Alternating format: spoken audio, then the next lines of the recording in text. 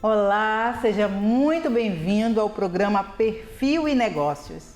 E é um prazer estar aqui com vocês em mais um programa. E no programa dessa semana, a gente vai conversar com um homem fantástico, batalhador, que já trabalhou como garçom, tá? E hoje se destaca por ser um especialista em finanças. Eu estou falando do Gilvan Bueno, que é sócio e gerente da Orama Investimentos, uma empresa pioneira em oferecer investimento digital no Brasil. É isso, Gilvan? Falei certo? Perfeito. Eu que agradeço. Seja muito bem-vindo, tá? Uma honra imensa estar aqui batendo esse papo com você, falando sobre um tema que é tão sensível, complexo, enfim, então obrigada. Eu que tenho que te parabenizar, né? Hoje o Brasil está buscando a democratização dos investimentos, trazer esse tema é muito rico e que pessoas inspiradoras como você continuem levando essa pauta, tornando ela cada vez mais fácil, acessível. E às vezes o brasileiro tem dificuldade de falar de dinheiro, né? Sim. De falar de dinheiro não é uma coisa tradicional e ter isso aqui é incrível. Parabéns. E parabéns pela história que você vem construindo também. Obrigada. Eu vou tentar falar com você, né? Porque vamos ver. Bom, antes eu quero que você comece a falar sobre sua origem. Quem é o Gilvan? Ótimo, o Gilvan não nasceu, estreou, porque ele nasceu em Salvador. Conterrâneo, essa eu não sabia. Soteropolitano. Sou de Pirajá, nasci em maio de 81. 6 meses depois o Flamengo foi campeão da Libertadores, né? Então em novembro de 81, que é uma brincadeira, mas eu venho descendo a BR-101. Então eu nasci em Salvador, fui para o Espírito Santo vim para o Rio. Então eu estou aqui há alguns anos já. Você está há quanto tempo aqui no Rio? Estou há 25 anos. 25 anos. O meu nome é Gilvan, tem uma história super curiosa. É uma história que minha mãe contava, minha mãe faleceu quando tinha 11 anos, mas ela contava que meu nome era um presente de 2 baianos. Você vai rir. Gilberto Gil com Djavan. Gilvan. E aí, falando numa palestra, eu fiz esse comentário, né? Acabou a palestra, veio uma senhora e falou assim: meu filho, deixa eu te falar uma coisa. O Djavan é alagoano. Aí eu descobri que a minha mãe me passou a perna ali para contar o Gilvan. Mas eu tenho 2 filhas, uma de 21 e uma de 11. A de 21 estou super orgulhoso que está fazendo direito, seu 7º período. Eu fiz escola pública, fiz CIEP, então demorei a terminar meu 2º grau e vejo hoje minha filha se formar. A de 11 me dá umas dores de cabeça, mas também é ótima, tem um sonho, né? Mas são meninas incríveis, então acho que eu sempre estou cercado de mulheres muito fortes, né? Fui criado por 2 mulheres, tenho 2 filhas mulheres. Sou casado com uma mulher muito forte, que é a Dione, do Black System Law. Então é ter que lavar a louça e limpar a banheira com muita recorrência, mas ser um pai atencioso, entender os desafios e sempre falar nessa importância do empoderamento feminino. Né? As mulheres ganham menos do que os homens, sofrem assédio, não conseguem crescer. Temos um número muito pequeno de mulheres no mercado financeiro, temos um número muito pequeno de mulheres em cargos executivos no Brasil e acho que conviver com tantas mulheres fortes, me ensinam muito sobre muitas pautas, né? Então é importante estar aqui e o Gilvan é fruto dessas mulheres. Sim. Bom, desde o início, desde a sua infância, você já gostava de números, já gostava de dinheiro, você mesmo já comercializava alguma brincadeira, alguma coisa por ali? Como é que foi? Não. Eu vou falar para você que acho que a minha maior polivalência no mercado financeiro é desmistificar o mercado financeiro com uma linguagem acessível. O que eu desenvolvi quando eu tinha 15 anos é a paixão por estratégia, que foi o xadrez. Você jogava xadrez? Joguei xadrez dos 15 aos 22 anos. Você disputava mesmo? Torneio, campeonato, mundiais, estudava 7, 8 horas por dia. Gente, você é um gênio, porque xadrez é super difícil também. Mas eu vou te falar, não é tanto se você começa cedo. Então, por exemplo, você olha, alguns países que desenvolvem isso, Rússia, no cenário internacional, Estados Unidos. Curitiba tem um projeto muito bom que é o xadrez nas escolas, porque muitos estudos mostram que o xadrez desenvolve o projeto cognitivo. Eu sempre falo sobre isso, é um jogo que você tem 16 peças com movimentos diferentes, que a sua estratégia é combinar as peças em prol de um objetivo. Então é muito isso, então você consegue ter visão estratégica, cálculo, né? E desenhar cenários. Eu acho que a minha variável do mercado financeiro é essa, né? Desenhar cenários, me comunicar, criar planos, entender algo e como eu vou construir um caminho para chegar a esse algo. Acho que foi isso, assim. E acho que a grande vantagem competitiva que eu tenho, eu sempre falo sobre isso, é ser um homem negro no mercado financeiro. E aí, essa ideia de trabalhar no mercado financeiro foi isso, de levar esse assunto, mas acho que tem uma grande vantagem, que a ausência de personagens diversos me deu ali um lugar de destaque no mercado financeiro. Então, eu consegui avançar, e também tem muito essa questão da preparação, das certificações, do contato, da rede de networking que eu possuo. E aí eu ganhei muita projeção por causa disso. Você tem poucos negros no mercado financeiro, e isso, como diz o Stevie Wonder, foi a minha vantagem competitiva. Porque o Stevie Wonder fala, por que você paga para ouvir o Stevie Wonder? Porque ele é um músico cego que toca piano, que é uma questão que depende muito, né? Então, como você tinha poucos e eu conseguia ser reconhecido por performance, eu fui ganhando e avançando. Então, a minha maior vantagem competitiva é ser um homem negro no mercado financeiro que fala num cenário diferente da grande média. Então, é isso, assim. Acho que isso foi minha vantagem. Acho que é muito sobre isso, né? Empreender é sobre isso, assim. É como você usa o seu corpo, a sua mente, a sua cabeça, as suas palavras em prol de algo. E te torna uma vantagem. Essa foi a minha vantagem. Sim, mas antes de você fundar a sua empresa, você trabalhava onde? Então, minha história no mercado financeiro é longa, né? Então, assim, eu sempre falo assim, crise são oportunidades.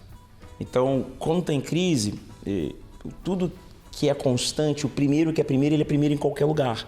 E é difícil você tomar esse posto. Então, quando você tem crise, tudo fica muito desorganizado. E aí, em 2009, teve uma crise no mercado financeiro, sem precedentes. Ninguém queria trabalhar no mercado financeiro, quem passasse... Ninguém queria? Porque você tinha a crise de 2008, que foi aquela crise nos Estados Unidos de crédito, que os bancos, as famílias ficaram sem imóveis. Curiosamente, até os criptoativos nascem nessa época, que você perdeu uma confiança no sistema financeiro, né?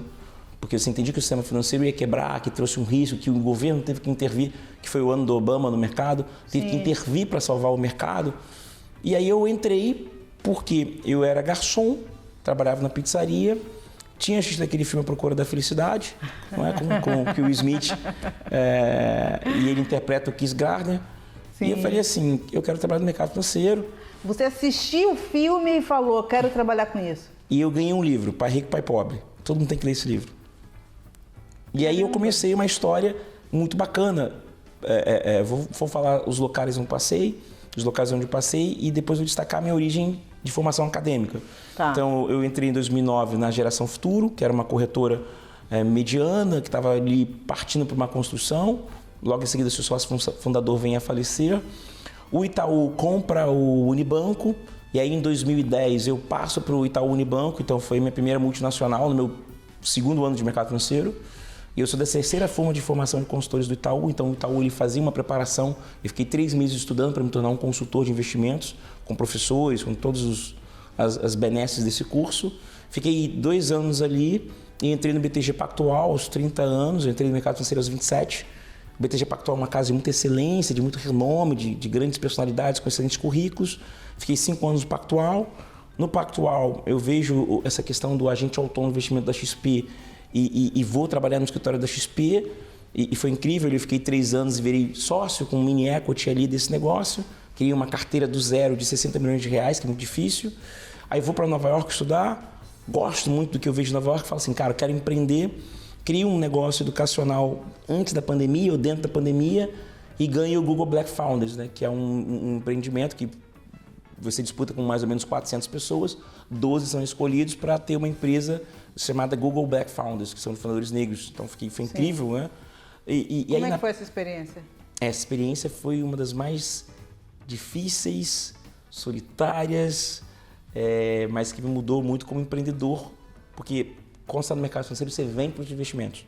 Quando você vai empreender, você vê o mundo empreendedor por dentro, que não é aquela coisa do papel, né? É o mundo real das decisões, do fluxo de caixa, de você não ter cliente e de você criar um produto e a concorrência criar um produto melhor e de você ter que motivar pessoas e de você não ter as respostas prontas, você tem que entrar em reunião motivacional para engajar o time e às vezes você não está engajado, de você errar a mão, tomar decisões erradas e ter que reconstruir.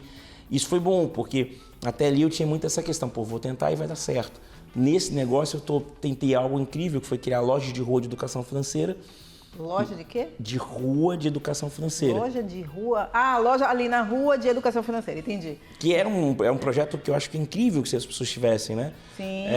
Mas é um negócio que no público-alvo que eu tinha, que era classe C e B ou D, ele tem que fazer uma escolha. Ou ele aprende isso ou ele ganha dinheiro para comer e pagar as contas, né? Então, ele, no momento de arreio financeiro, ele vai escolher esse caminho. Sim. E aí, apresento o negócio para a Hora me convida, agradecer muito a Hora, acho que é uma empresa que faz um negócio incrível. E aí, em 16 meses, eu sou convidado para ser sócio da Hora, que é uma empresa que está há mais de 11 anos no mercado, são mais de 600 pessoas, uma história incrível no mercado financeiro. E aqui falando um pouco do que eu venho estudando para me tornar conselheiro de empresas SA, a Hora faz uma coisa incrível de fazer muito essa ideia da diversidade, da inclusão, de colocar efetivamente, de combater o greenwish, né? Que é aquela coisa de você falar de diversidade e não fazer. Sim. Né? Você fazer uma propaganda diversa, mas não fazer. Então, Sim. a Hora foi incrível. Hoje, eu queria muito agradecer os fundadores, né? Essa questão desse brilhantismo, de me dar esse espaço. Então, eu acabo hoje sendo um cara que leva esse assunto à frente. Então, legal, falei da minha formação, fiz CIEP, que é uma escola pública que a gente sabe com algumas deficiências. Fiz EJA, que é aquele Educação Jovens e Adultos. Fiz ENSEJA, que é aquela prova que você termina o 2º grau em escola pública. Aí fiz o Enem, tirei uma boa nota em redação, fiz o ProUni. Aí no ProUni ganhei uma bolsa de 100% para fazer aquele curso tecnólogo de 24 meses, que é vou lembrar o nome aqui, mas é uma formação diferente da tecnólogo, né? 2 anos e meio numa faculdade que não era aquelas que as pessoas eu chamo de Santíssima Trindade, né? Que são as escolas católicas que você tem muita excelência. E aí entro no mercado financeiro com esse currículo que, se você fosse olhar o currículo cegamente, essa é a formação desse rapaz e essa é a formação desse outro rapaz. Você não vai comprar se for com formação, né? Uhum. Então esse é um ponto muito importante. Sim. Da minha história, dessa construção e de como é possível. E como é que foi esse início? Esse início tiveram muitas pessoas assim incríveis, assim, sabe? Muitas pessoas que me ajudaram. Eu sempre lembro de uma secretária chamada Margarete, que no meu primeiro dia ela falou o seguinte: ande de cabeça erguida, faça seu trabalho, não deixe ninguém dizer que você não é capaz e dê o seu melhor. Eu sempre sou grato a essa mulher, sempre falo sobre isso. Agradecer o cliente da pizzaria que me indicou para o processo seletivo. Foi um cliente da pizzaria que eu trabalhava que me indicou, que é o André Bonilha, que eu tenho uma eterna gratidão. Agradecer as pessoas que me ensinaram a me vestir, a comer, a usar os talheres certos, aos que me deixaram fazer as palestras, que era o meu diferencial competitivo. Acho que foi um cenário de muitas pessoas ajudando, sabe, assim. Mas acho que tem uma coisa muito importante, né? Até para deixar uma mensagem, assim, pessoas que viam o meu esforço, assim, de ser o primeiro a chegar, o último a sair, de comer em 15 minutos, de me esforçar, de pedir ajuda, de estar fazendo as entregas, o resultado. Assim, é o resultado que vai te levar, né? Às vezes as pessoas... Todo mundo tem uma história difícil, Gal. Você tem uma história difícil, eu tenho uma história difícil. Você, nosso ouvinte, tem uma história, nosso espectador tem uma história difícil. Mas às vezes quando você foca no resultado e vende isso é muito mais construtivo. Porque acho que a gente tem que criar um Brasil que fala assim, vamos falar do resultado. Dor todos nós temos, sabe? Então, acho que as pessoas viram assim, esse cara, ele não é o melhor... Ele não tem o melhor currículo, mas ele é muito esforçado, né? Uhum. E eu falo para as minhas filhas, eu não sou o mais inteligente, eu sou muito esforçado. Então, acho que esse é o diferencial, entendeu? Sim. E quais são os serviços que vocês oferecem lá? Na Hora, a gente faz uma coisa muito legal, que é assim, há 30 anos atrás, só quem tinha dinheiro podia investir em bons produtos. Quem não tinha dinheiro comprava maus produtos. Então, a Hora ela é uma plataforma autorizada pelo Banco Central, fiscalizada pela Comissão de Valores Imobiliários, que tem o local onde você pode comprar fundos de investimento, títulos públicos, investir na Bolsa de Valores, investir em previdência, contratar seguro, fazer câmbio. E aí você fala assim, mas tem que ter muito para investir isso? Não, você abre uma conta gratuita. Por que isso? Por causa da tecnologia. Então, acho que hoje a gente tem que fazer muito esse papel e falar assim, não precisa ter muito para investir. Antes você tinha muito essa ideia, preciso ter muito para investir, se eu não tiver muito eu não consigo bons produtos. Isso acabou.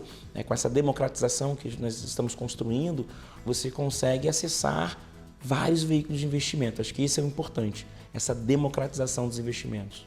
Entendi. E o que te inspira nessa área financeira? Minhas motivações são muitas. Assim. A primeira motivação é quebrar um ponto importante, né? o Brasil é incrível, assim, eu queria dar uma mensagem muito importante. As pessoas falam assim, Estados Unidos é melhor, Portugal é melhor, China é melhor. Eu acho que quando você é um imigrante nesses locais que eu destaquei, você vai ser sempre um imigrante, se você não tem poder econômico. E lá você tem uma coisa chamada white collar e blue collar. Blue collar é quem faz o trabalho braçal, que é a babysitter, que é... Então, independente da sua formação, você não vai ser blue collar, só se você for por uma empresa e com muito poder econômico. Então, no Brasil, se você olha para o Brasil, tem saneamento básico? Não. Tem educação boa? Não. Tem logística boa? Não. Tem bom serviço? Não. Falta muitas coisas para algumas coisas se desenvolverem? Falta. Então, se você consegue criar uma ideia que tenha bom fluxo de caixa e consiga superar ou resolver esses problemas que eu destaquei, você tem um negócio com muito potencial. Nos Estados Unidos, se você vai fazer isso, você não vai conseguir, porque lá o imigrante sofre muito. Então, eu sou um apaixonado pelo Brasil, porque o Brasil é um lugar que você tem chances. Independente do que você faça. Se você conseguir fazer um negócio bem feito, você consegue tracionar. Lógico, vai ser difícil, não vai ser fácil. Mas se você vai fazer a mesma coisa no cenário internacional, é muito mais difícil. Você tem adaptação de clima, de língua, de pessoas, de cultura. Então você vai perder um pouco. Então o que me motiva é como você vai resolver um problema no Brasil. Qual o problema? Você tem 100 milhões de pessoas que têm uma renda de R$400 e você tem 2 milhões de pessoas que têm uma renda de R$17 mil. A transição do ponto A para o ponto B são 9 gerações. Então são 9 gerações. Se uma geração tem em média 20 anos, você vai demorar 180 anos para fazer uma transição econômica no país. Como é que você cria movimentos que possam mudar isso? Será que a educação financeira é um ponto? Será que é ensinar as pessoas a investirem? É o segundo ponto. Será que é levar um mercado de capitais onde você consiga atender o empreendedor da base? É outro ponto. Será que é você criar um comportamento ou um mindset empreendedor, não de fazer negócio, mas entender a mecânica dos negócios, as mecânicas do dinheiro, a mecânica do networking, a mecânica do trabalho, da relação esforço-retorno? Como é que você faz isso? Então, acho que a minha ambição é conseguir construir um conteúdo que consiga resolver algum desses problemas enquanto eu estiver aqui e que a gente consiga reduzir esse tempo de 9 gerações. A segunda é a paixão, né? Eu acho que a paixão de você ver negócios que não tinham possibilidade de prosperarem é muito legal. E a terceira paixão é conseguir trazer mais pessoas que estão à margem do sistema, que não conhecem desse mercado, que nunca ouviram falar, a trabalhar, a empreender, a participar. É como se você conseguisse usar ali o mito da caverna de colocar luz num lugar que as pessoas não estão conseguindo ver. Então, quando você me convida, até agradecer o convite de vir aqui, é muito incrível, porque mais pessoas vão acessar, mais pessoas vão entender que ele tem oportunidade e que existem mecanismos para isso e que hoje ele consegue, independente de quanto ele tenha. Então, essas são as minhas motivações, assim. Gilvan, nosso papo está maravilhoso, mas realmente preciso fazer um rápido intervalo. Gente, não sai daí que a gente vai seguir com esse papo, tá? Com o sócio e gerente educacional da Orama, o Gilvan Bueno. Até já!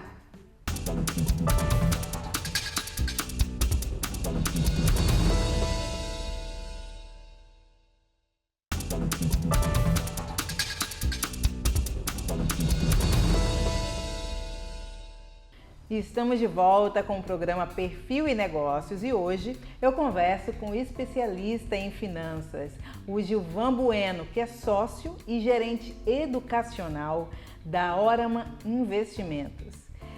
Gilvan, além dessa parte como especialista de finanças, você também dá aulas, é isso? Como é que funciona?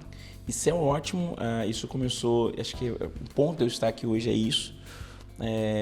Um dia eu estava trabalhando numa instituição financeira 12 horas, acabou o dia, eu falei assim, o que eu fiz? Mandei planilha de Excel, respondi e-mails, chamar a atenção pelo chefe, mais produtividade, que é importante, faz parte desse negócio. E falei, cara, eu quero fazer uma coisa diferente, quero ter um senso de pertencimento, de propósito e tal. E como eu gosto muito de livros sobre modelos de negócio, eu falei assim, cara, eu quero dar aulas de cursos preparatórios para trabalhar no mercado financeiro. Acho que esse é um ponto importante. Então, independente da formação que você tenha, você consegue trabalhar no mercado financeiro. Você pode ter educação física, você pode ser psicólogo, você pode ser de marketing, RH, o que você tiver. Como? No mercado financeiro você tem que ter selos de proficiência, selos de conhecimento. E à medida que você tem esse selo de conhecimento, você consegue participar das entrevistas e ter uma chance de entrar. Então, eu falei assim, eu tenho que criar cursos preparatórios, mas não nos grandes centros urbanos. Eu tenho que levar isso para os eixos paralelos, marginais, como o Walmart fez nos anos 60, que ele tira o supermercado dos grandes centros urbanos e leva para as margens das rodovias. Esse é o grande projeto Bom Market, por isso que ele tem lojas muito grandes, porque elas são nas rodovias, que tem muito espaço, com um estacionamento bem amplo. E aí eu levei isso para uma região do Rio chamada Nova Iguaçu, e ali eu comecei a desenvolver essa competência da aula. Foi muito engraçado, porque quando você transita no Rio de Janeiro, em muitos locais tem isso, você tem muito o IDH e a renda per capita e a curva de aprendizado. Então, se você está no IDH bom, com boa renda per capita, a curva de aprendizado vai ser mais Y. Se você vai para um lugar com baixo IDH, baixa renda per capita, e você vai levar uma educação que ela é diferente, que a linguagem que você tem aqui não funciona aqui. Então foi ótimo, porque quando eu cheguei na minha primeira turma, minha linguagem era daqui e eu não conseguia conversar com o público, né? Então as pessoas falam assim, mas Giovanni, por que você gosta de sempre de falar nas palestras? Converse com a sua audiência. Tenha uma comunicação que a sua audiência saiba interpretar. Às vezes você vê, por exemplo, muitos palestrantes, muitas pessoas que vêm para um lugar e falam assim, não, porque o bottleneck, o pipeline, o equity, e aí você vai levando um termo que a sua audiência não acompanha. Então eu acho que se você está palestrando e falando, você tem que falar de acordo com a sua audiência. Se a sua audiência é essa, é essa. Isso foi o primeiro aprendizado. Segundo, foi o projeto de entender que estagiários no mercado financeiro ganham R$ 2.240 em algumas instituições financeiras. Tem pai de família que não ganha isso. E muitos desses alunos começavam a realizar o curso, começar a trabalhar no mercado financeiro e sustentar a família. Então, eu falei, cara, que legal! Então, deu aquele senso de propósito, que eu faço realmente muda alguém. Então, eu comecei a dar aula e como eu participo de muitas aulas, muitos projetos, aí eu comecei a trazer para as minhas aulas algumas coisas, por exemplo, como sala invertida, método socrático, eu sou professor convidado na Fundação Getúlio Vargas, trazer muita discussão, não botar o professor como centro, mas colocar o aluno como centro, trazer muita gamificação, proposta de gamificação, discussões, e aí criou-se ali uma grande metodologia. Então minhas aulas são aulas muito aceleradas, muito dinâmicas, muito participativas, muito provocativas. E aí veio a paixão de dar aula e entender que isso poderia mudar a vida de muitas pessoas, como mudou nos últimos anos. E essas aulas são dentro da plataforma da Orama, é isso? E antes de ir para a Orama, basicamente eu tenho uma estrutura que eu adoro, que é basicamente alugar hotéis. Então, acho que isso no mercado financeiro tem um nome técnico que chama Asset Light, que é cortar o custo, traduzindo aqui para a minha audiência, que é você não ter uma estrutura física para você não ter o seu custo pesado. Então, basicamente, você capta esses alunos para uma plataforma digital e leva esses alunos para uma plataforma presencial. Por quê? Porque a curva de aprendizado desse aluno é totalmente diferente de uma curva de aprendizado do aluno com boa renda per capita e boa IDH. Então, a aula presencial nesse público é mais importante que a gravada. Porque a gente teve na pandemia um overbook de EAD. EAD era um projeto que você foi desenhando ele durante muitos anos, que ele vinha ganhando tração. Só que na pandemia, quando todo mundo liberou o curso gratuito, você não consegue mais ficar 1 hora assistindo um conteúdo. Você tem que fazer isso em mini pílulas de 5, 10, 15 minutos, como o TED Talks, que ele fica engajado. Às vezes hoje, até com alguns conteúdos de 25 minutos, não engajam mais, né? Sim. Então você olha, por exemplo, o YouTube, os conteúdos que mais engajam são 4 a 8 minutos. Sim. Então, cara, isso é loucura, né? Então, assim, surreal. Então, os alunos hoje, ele quer muito o ao vivo, porque ele consegue ter essa interação. E você destruiu, com muito respeito, você tirou um valor agregado do EAD que você tem que pensar em alguma outra coisa, que eu falo muito que é a gamificação do ensino, para engajar. Sim. Então a Orama hoje, a gente tem lá um projeto que é muito palestras, a gente tem um nosso Orama On Demand, que é um canal do YouTube, onde eu fiz um programa que bateu mais de 3 milhões de views, que nosso YouTube ele é muito dinâmico, ele tem uma proposta muito o nosso head, que é o Dedé, ele fala que é com entretenimento. Então é uma proposta muito boa da Orama de falar de educação financeira com entretenimento. Sim. Não falar, olha gente, eu sei que vai ser dessa forma, com muito economês. Então a gente pega, por exemplo, exemplos de uma linguagem engraçada, para você ficar ali e entreter. Então acho que eu sou muito fã do entretenimento, acho que o entretenimento é a escola que mais ensina. E aí tem muito psicológico, né? Conteúdos que fazem você rir, te engajam e liberam uma substância que você fica motivado. E conteúdos que não trazem isso são mais difíceis de engajar. Com certeza. E fala pra gente como é que faz para acessar, qual é o YouTube, qual é o site, qual é o Instagram. Orama, e é legal te falar o seguinte, o que significa Orama? Orama, em grego, significa visão. Então, na hora, nós chamamos de visionário, a gente fala muito de visão. E a gente tem o Orama TV, que é o nosso canal do YouTube, só botar Orama TV, ORAMA, Orama YouTube, Orama Instagram, Orama Site, tem toda uma plataforma. É legal destacar que a gente tem 3 grandes investidores, vamos colocar assim, o Grupo Globo, que entrou conosco em 2017, temos a Sul América, que foi nossa investidora em 2020, e a gente tem o Mercado Pago como um grande parceiro. Hoje nós atingimos a marca de mais de 1 milhão de clientes. A gente tem um atendimento muito humanizado, não são máquinas que falam com você. Então, se você abrir sua conta, independente do valor, vai ter alguém te acessando, falando. Então, isso é muito incrível. Acho que o nosso diferencial competitivo é isso. Um atendimento humanizado, independente de quanto você tenha de recursos. Não precisa ter muito para ter uma pessoa te ligando. Então, acho que isso é importante. Acho que hoje, com a inteligência artificial, por mais incrível que ela seja, eu acho que na questão do dinheiro e a emoção que o dinheiro traz, você tem que ter uma pessoa falando, porque você tem que ter esse acolhimento da pessoa estar ali te explicando, falando. Então, acho que essa é a grande proposta, assim. Sim, vocês não tem então aquela coisa do robô de ficar ele mesmo fazendo ali qual ação investir, vocês não tem essa parte? Hoje ainda não, a gente tem isso em outras áreas, mas acho que para quem abre a conta, que é totalmente gratuita, ele tem outro conteúdo. Sim. E você também dá aula de letramento racial para o mercado de finanças, confere? Então, esse é um mercado que eu tenho conversado, mas eu falo muito do ESG, né? Eu falo de como as empresas precisam ser diversas. Ontem, recentemente, a Miriam então até soltou com o índice de diversidade da B3, que foi incrível, um projeto muito importante.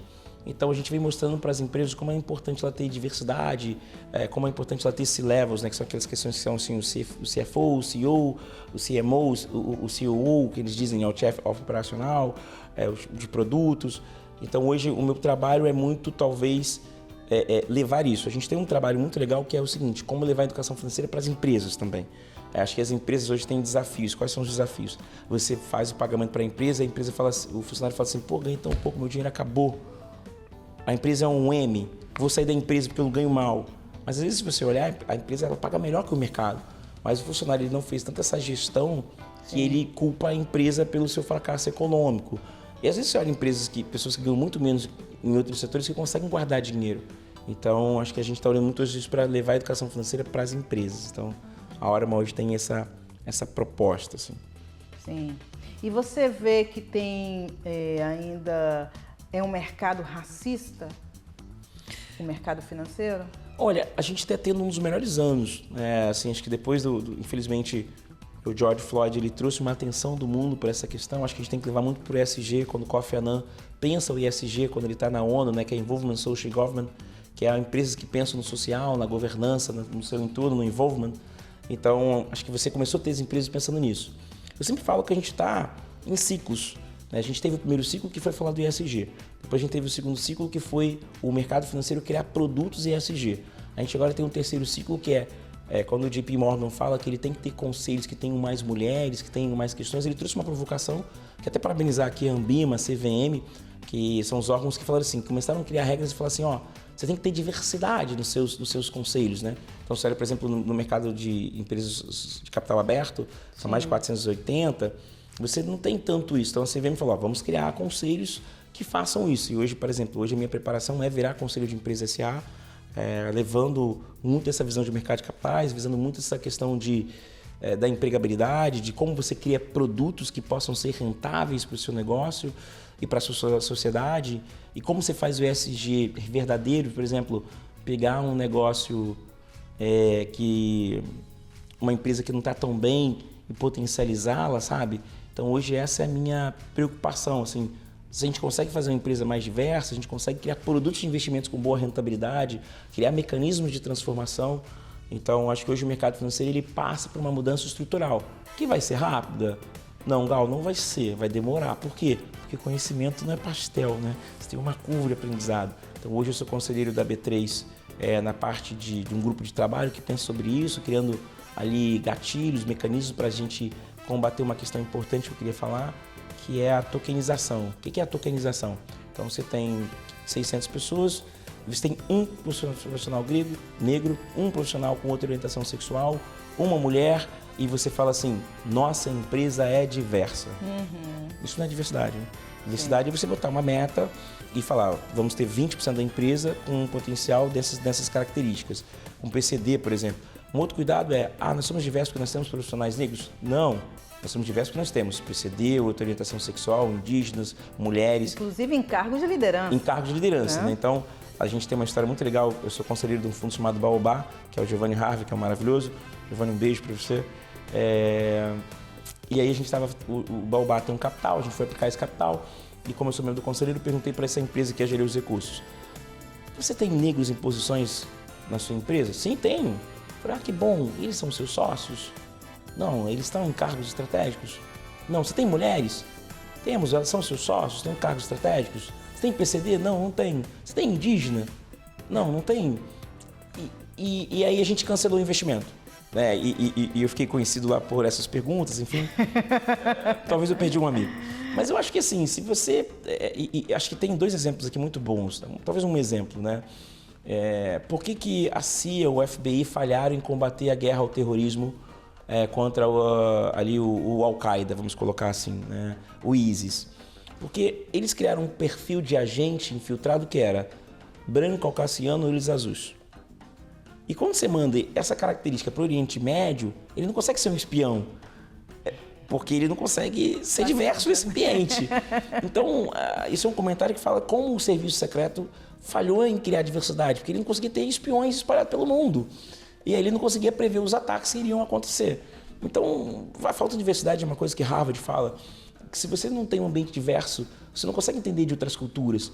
E o que é o conhecimento? O conhecimento não é você específico. O conhecimento é você ter multidisciplinas, múltiplas culturas, entender como os maias e os incas criaram tantas tecnologias, como a Índia consegue criar tantas pessoas que vão para os Estados Unidos e são, por exemplo, dominantes em Harvard, na Ivy League, em Stanford, MIT, como você consegue pegar a cultura de Alexandria, de Constantinopla, levar para a Europa e transformar a Europa numa potência.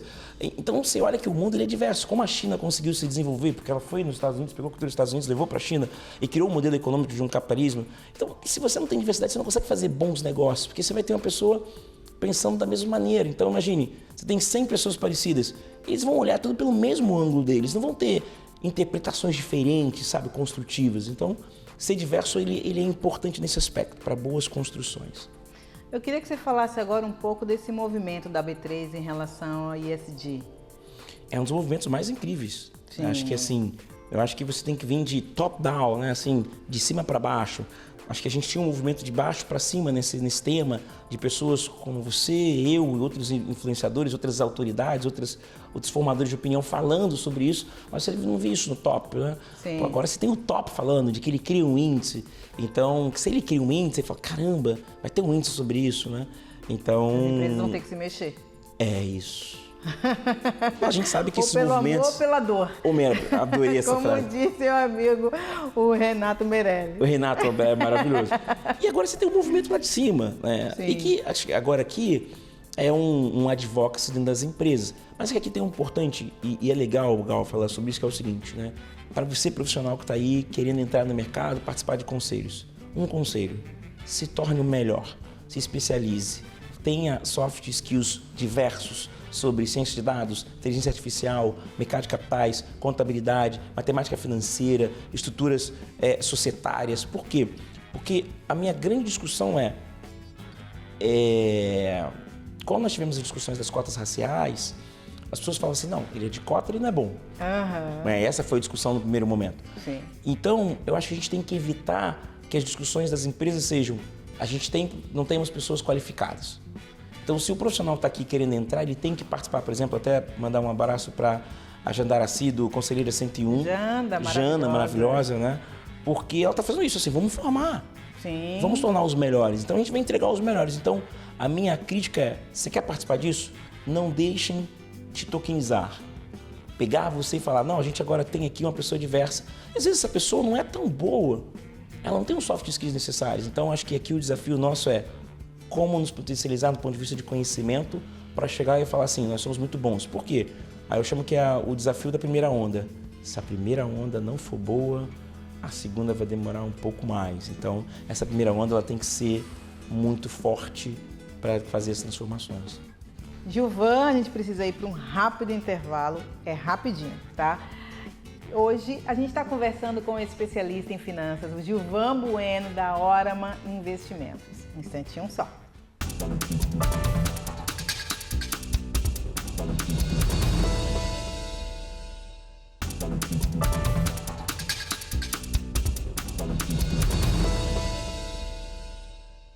O programa Perfil e Negócio está de volta e quem está com a gente hoje é o especialista em finanças, o Gilvan Bueno.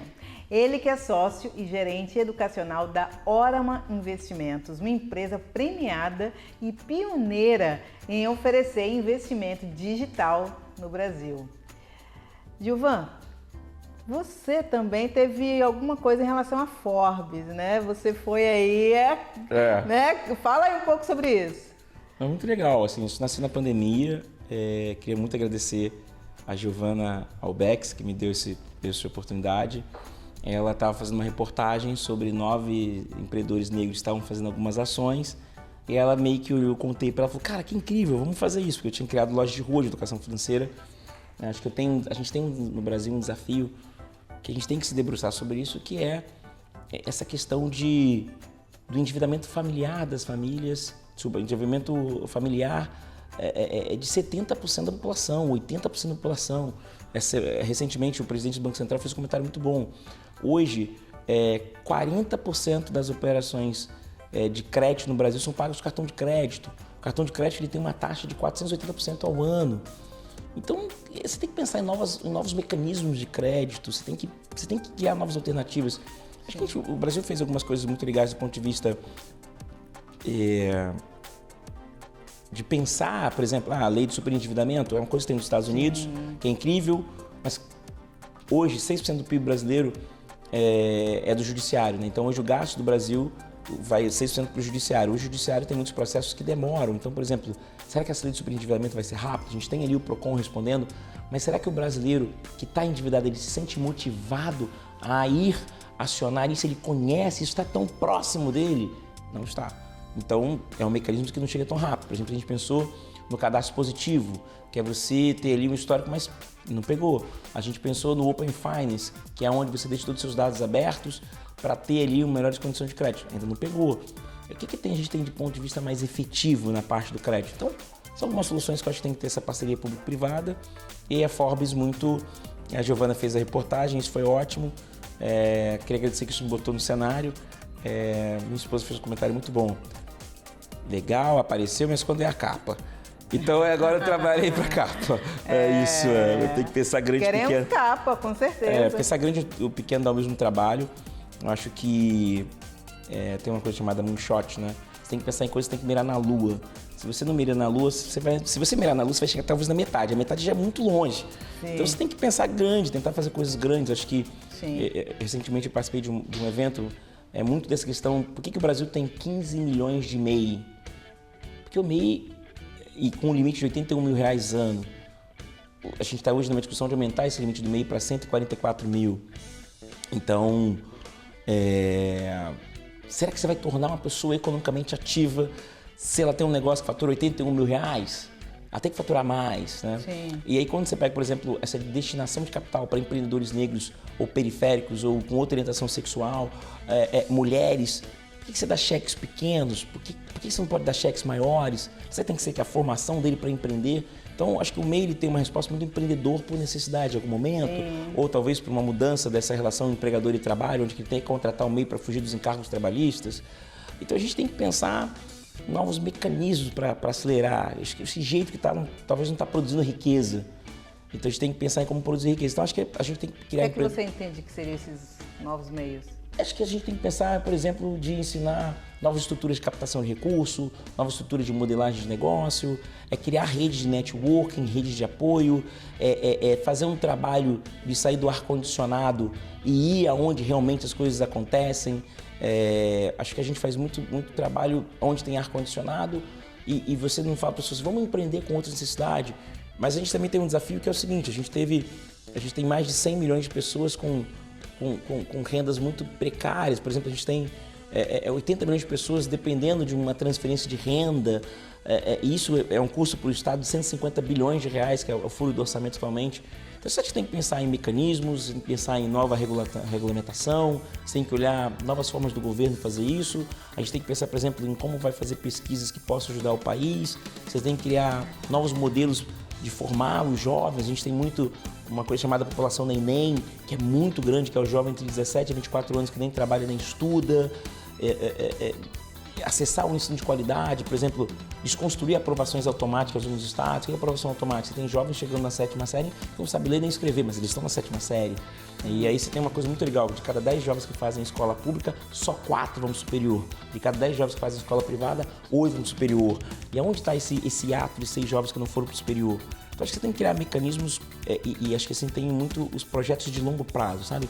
Acho que a gente tem projetos muito assim, a minha gestão de governo é 2 anos, então pensa uma coisa de 2 anos. E o próximo governo cria um projeto novo. Isso custa quanto? Isso custa mais alguns bilhões. Então você pega alguns projetos de longo prazo, como Japão, China, Estados Unidos no momento, Austrália, Índia. A Índia hoje é um país que manda muito para o mercado americano para estudar, onde o governo incentiva. Você olha, por exemplo, Israel, que faz um trabalho de você ir para lá estudar, lógico que é um lugar pequeno, não comparado com 200 milhões de habitantes.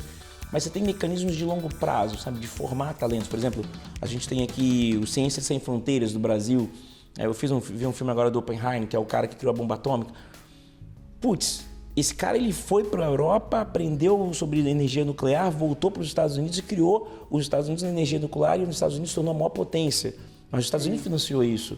Então, o que o Brasil está financiando? Sabe, por exemplo, essa é uma reportagem seguinte, a gente está falando de exploração de lua, essas coisas todas. Hoje, se o Brasil fosse fazer um projeto para fazer uma nave espacial, demora-se 25 anos.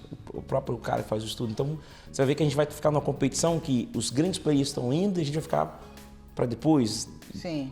Por que a gente está fazendo tecnologia em ciência, entendeu? Então, acho que o Brasil ele tem que olhar para projetos de longo prazo. E quando eu falo Brasil, eu queria falar muito do PPP, que eu sou muito fã do PPP, Parceria Público-Privada.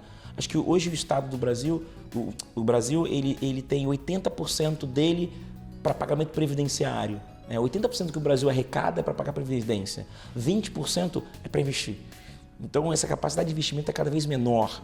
Então, como é que a gente muda isso? Como é que a gente melhora isso? Será que a gente tem que ter mais responsabilidade fiscal para sobrar mais para investir? Como é que a gente faz isso? Por isso que daqui 5 a 10 anos a gente vai ter uma nova reforma da Previdência. Por quê? Porque 80% do que eu arrecado tá para pagar as pessoas. Se as pessoas ficam mais velhas, elas vão depender desse previdenciário. Isso vai consumir mais caixa. Então, o Estado vai ter uma falha. No privado, o Milton Friedman disse que o foco de uma empresa é gerar lucro para acionista. Se você for 100% nisso, você vai ter alguns problemas lá na frente. Então, você tem que misturar um pouco do público, do privado, tirar o melhor disso aqui e construir parcerias que eles possam, quando o governo se ausentar, que o PPP, o privado entra. Por exemplo, nós temos aqui as leis de incentivos, que são o ICS, o ICMS. A gente tem que explicar o que é Rouanet. As pessoas não conhecem Rouanet, até para aproveitar, se você está aí, deixa eu te explicar, Rouanet não é uma doação do governo. Rouanet é um projeto que o Ministério da Cultura aprova um projeto a captar dinheiro de empresas. Vou repetir, é um projeto que você aprova uma empresa a captar dinheiro de empresas. Né? E as pessoas no mercado de capitais falam assim, mas Rouanet é uma bênção. Cara, é importante, mas não é que o governo está dando, o governo está aprovando um projeto e esse projeto tem que ir lá buscar recursos. E o que é um país sem cultura? É um país que não sabe ler, que tem dificuldade de fazer matemática, que não tem a cultura de ler um livro é muito caro, para um assalariado um livro bom é R$100, R$80, ele ganha 1.300, como é que ele vai ler? E aí você tem uma população que não sabe ler e escrever e que não sabe ter uma competição e uma boa produtividade.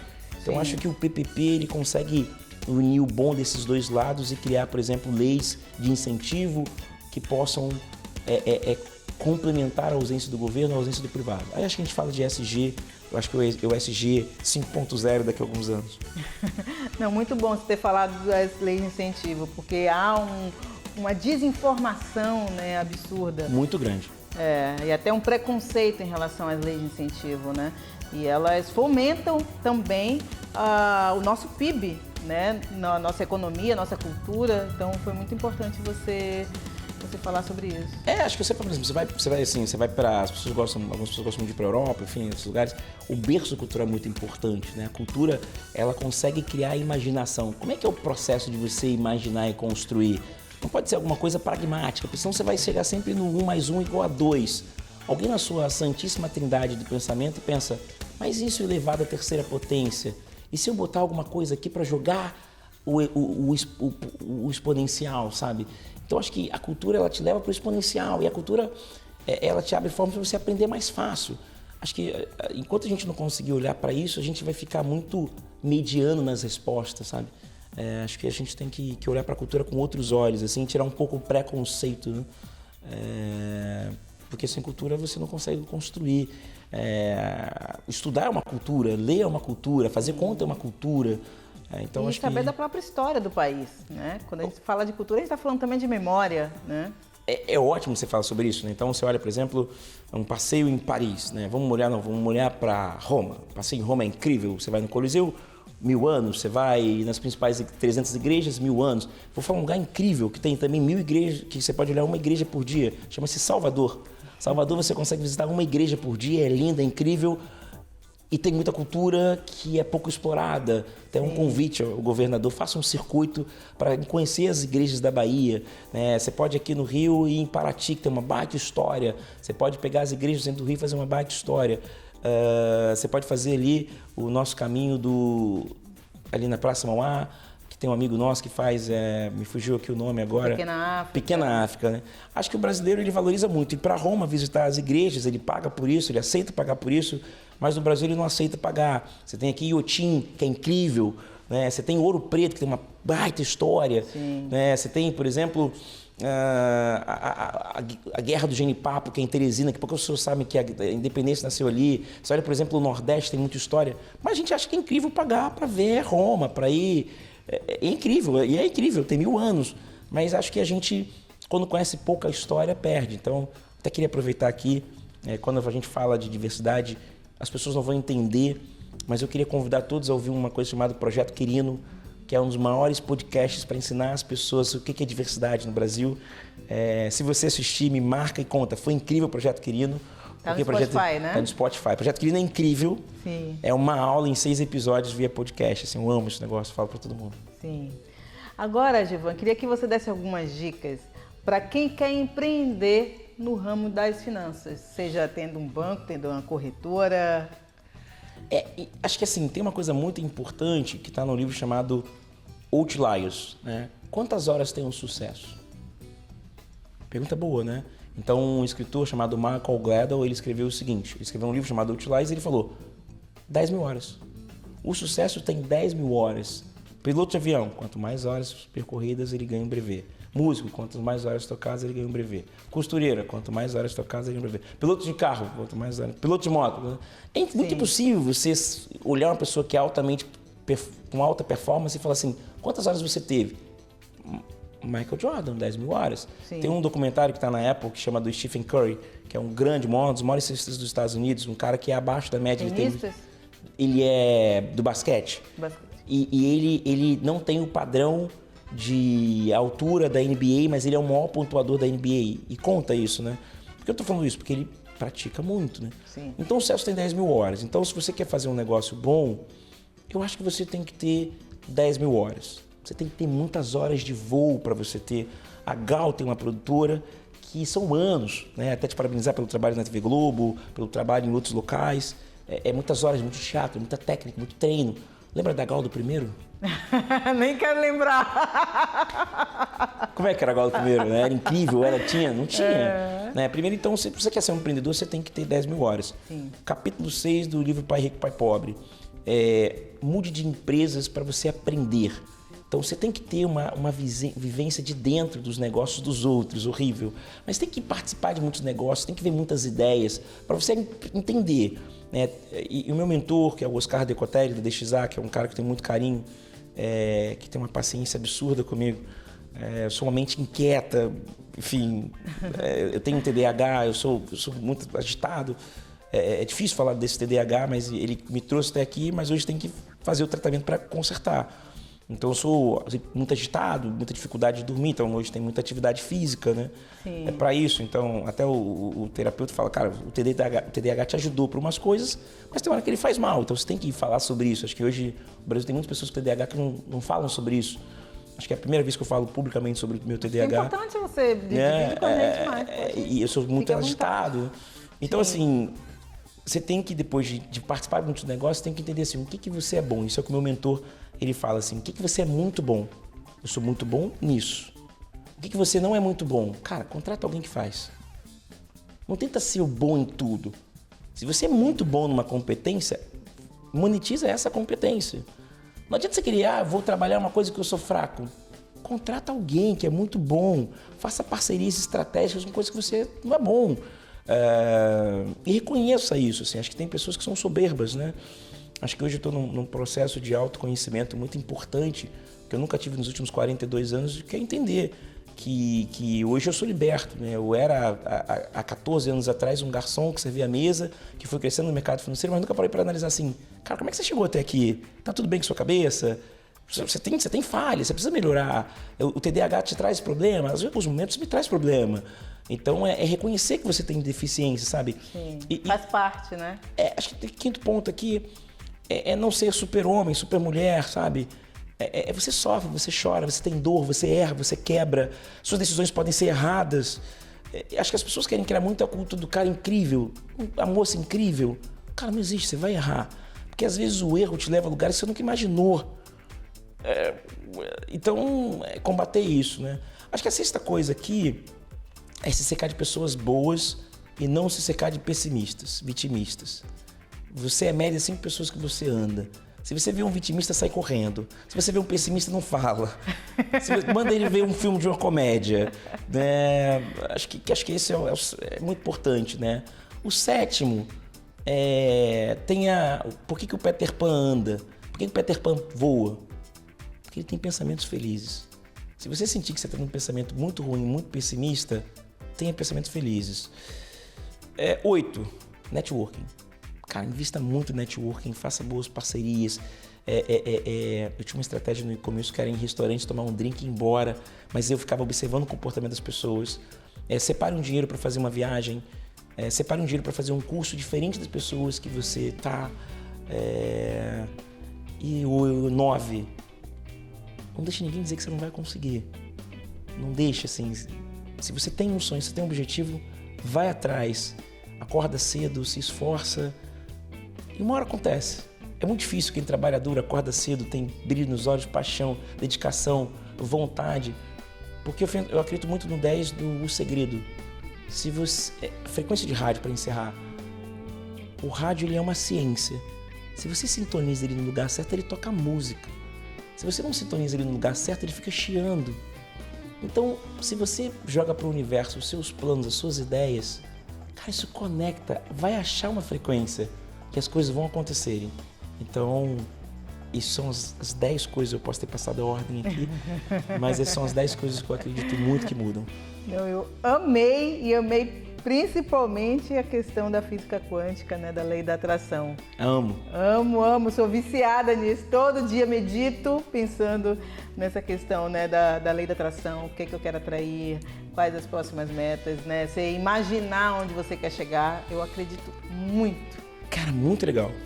Eu fiz um curso no Sebrae chamado Empretec. Eu fiz também, eu sou empreteca. Muito bom. Cara, Empretec me jogou em outro lugar, assim, né? Que é o copo vazio.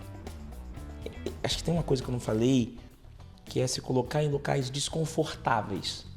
Acho que quando você está tendo sucesso, está acertando, você fica muito em locais confortáveis, mesmos amigos, mesmos lugares. E como você é empreteca, você sabe, é um show de desconforto. Que você acha que sabe, você não sabe nada. E o empreteca, ele fala uma coisa muito boa para mim, que é isso, a questão do comportamento, né? Desse lugar desconfortável, de mudar seu comportamento. Então você falou muito sobre isso, assim, acho que o comportamento que a gente tem é importante. E ele me colocou em autoconhecimento, que eu não estava tendo, sabe? Eu estava muito, talvez no modo automático, vamos fazer, não estava pensando tanto. Então, essa física quântica de você pensar o seguinte, o Empretec me ensinou isso, tá? Tenha uma meta. Hoje eu tenho falado com muitas pessoas que não têm meta. Pode ser uma meta boba. Eu vou fazer um curso em 5 meses. Escreve no papel, lê todo dia e mentaliza. Acho que tem uma coisa que eu não falei aqui, que é ter meta. Meta boba, pode ser assim, eu vou comprar um biquíni, vou comprar uma TV Smart de 60 polegadas. Você tem que ter uma meta, sabe? Assim, eu acho que quando a gente fica sem meta, a gente fica sem sem plano, a gente fica muito à deriva. Eu acho que muitas pessoas me perguntam assim, você imaginava chegar onde você chegou? Eu vou te falar a verdade. Não. Eu nunca imaginei chegar até aqui. Eu sou um sobrevivente. Perdi minha mãe muito cedo, saí de casa aos 15 anos, mas eu tinha umas pequenas metas que eu falava assim, ó, para eu ficar nesse emprego eu tenho que tirar esse selo. Para eu ficar aqui eu tenho que ganhar tal coisa. Então, não ter metas é uma coisa que eu vejo que muitas pessoas não têm. Acho que a gente tinha que falar sobre isso aqui para fechar essa física quântica da meta, de você ter uma meta boba, meta pro dia, meta pra semana, meta pro mês. Meta é importante. Ai, gente, eu ficaria aqui por horas. Eu que agradeço. Gilvan, muito obrigada pela sua participação. Corri o risco danado aqui. Imagina, quem correu o risco fui eu, porque você é extremamente inteligente, né? Então a gente tem que estar aqui com raciocínio rápido para ver o que vai perguntar. Obrigado, seu querido. Muito obrigada pela sua presença, por compartilhar com a nossa audiência tanta sabedoria, tanta experiência. Muito, muito obrigada, viu? Eu que agradeço. Acho que não posso encerrar de te parabenizar. É muito importante ter uma mulher apresentando esse programa, uma mulher negra que está criando potências, espaços, produzindo, mostrando para muitas jovens que é possível também sair e construir. Parabéns e obrigado. Até a próxima. Até a próxima. É isso, gente. O programa Perfil e Negócios termina por aqui. Semana que vem tem mais, porque vocês sabem, assistir já é um ótimo negócio. Ah, e tem a meta. Até a próxima. Tchau, tchau.